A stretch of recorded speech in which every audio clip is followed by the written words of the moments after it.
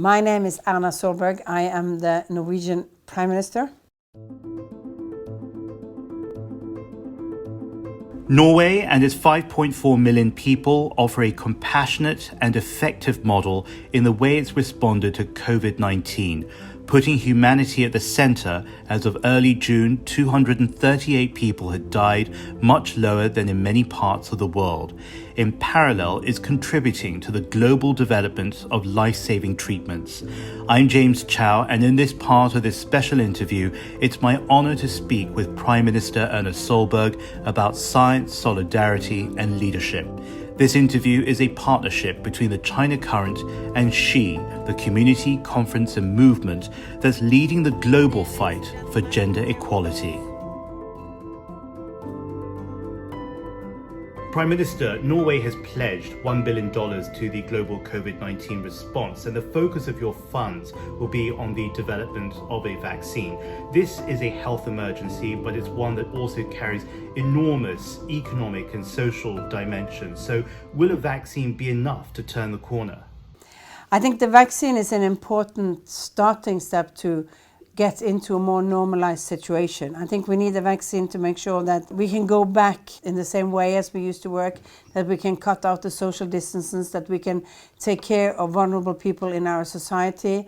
And I think that's an important step to start to solve all of the other issues that arises from the COVID-19 disease and the fact that we have a pandemic that is not just a health crisis, but also is in a way, a socio-economic crisis all around the world, with people with jobs lost, with economic development going backward. The vaccine is the answer to getting more back to normal. We, of course, try to combat and to keep control over the disease, but it's difficult in a globalized society to make sure that, eradicate a disease like this, which is quite contagious and have moved so more or less all countries in the world have been affected. May we look now at Norway's response, because you've had one of the lowest numbers of deaths and also the lowest numbers of infections. And if we look at the big picture, you decided very early on to go in early, to go in hard, and not to look back. And you've also been crafting your public policy based on science. But I was also wondering how much of this quote-unquote success also has to do with culture and mobilizing the society in Norway. When we decided the 12th of March to close down a lot of the activity in our economy, including closing schools, we made that because at that time we were number 4 in Europe on numbers of people who are infected.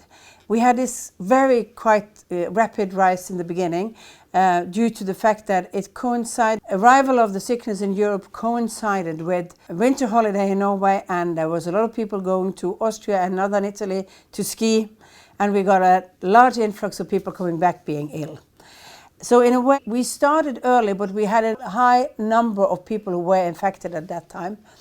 And because I think that gave us, the rise of concern. From the first who was infected on the 25th, 26th of February, up until 12th of March was a quite short time limit, but it was a high number.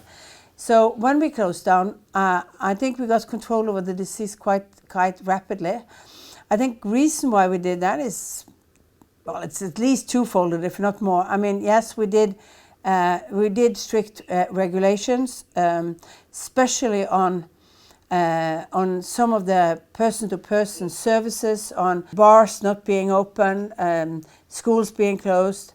But it also, I think, gave us the sense in our society that this is real, this is something I have to follow. And we have this communal spirit in our country that it's not about raising the finger and telling people you have to do that, but, explaining it. We are in this together, so people would align to it. They went home, they started to work from home. We are a quite digitalized society, so it was easier for people to continue to work being at home, but they had to homeschool their children at the same time with the help of the schools. So it was a burden for people. We did not close down with a lockdown so that people couldn't go out. In fact, we said the opposite. We said, yes, you need fresh air, go out. We are a country with a lot of space, so you can go out, get fresh air, but keep distance. Keep yourself to your own family and not be in groups that are more than 5 people. And people stuck to this for quite a long time. Even the young people, which we have felt very sorry for disturbing their, you know, when you're from 16 to 20, every spring is the most important part of your life. You will never get the age of 17 or 18 back again. So I think it's important that they also stuck, in fact, with the type of regulations, and that's why we also quite rapidly could start reopening, because we got the numbers down. And I think yesterday, there was 8 or 9 persons in Norway who were new infected, and we still have stricter measures on bars, for example, and on social distancing, but the numbers are very low.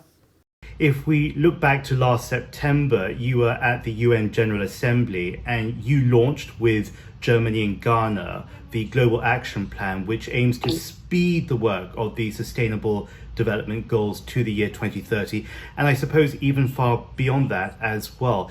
Is there a fundamental experience from that important work that you lead globally that we can repurpose for COVID-19 and then for the next pandemic?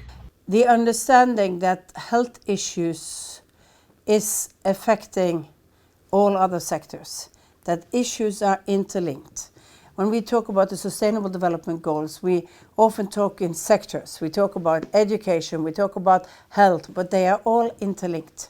And we live our life in an interlinked society. That's why we need to join forces together on all of this issue. Health is extremely important, you know, to see results both in economy, but also in education, in the development of our societies.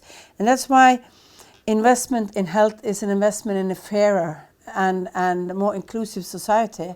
And that's one of the main aspects of the Global Action Plan, was in fact to make that clear statement that these are interlinked. And we have to take that with us in the future, meaning that when you look at how do you empower countries to grow economically, investments in health that is inclusive, you know, universal coverage is important.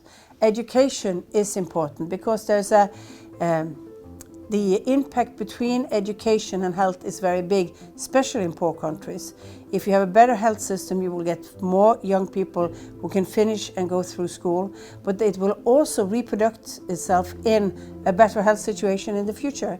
Because when people are more knowledgeable about their own health, they will also take more control over their own bodies, their own life, and live healthier life. You can listen to the full conversation with Erna Solberg at ChinaCurrent.com or your preferred podcast platform. This interview is a special partnership with She, the community, conference and movement to achieve global gender equality. Be a part of the transformation and join their call to action. You can sign up at sheinsight.com.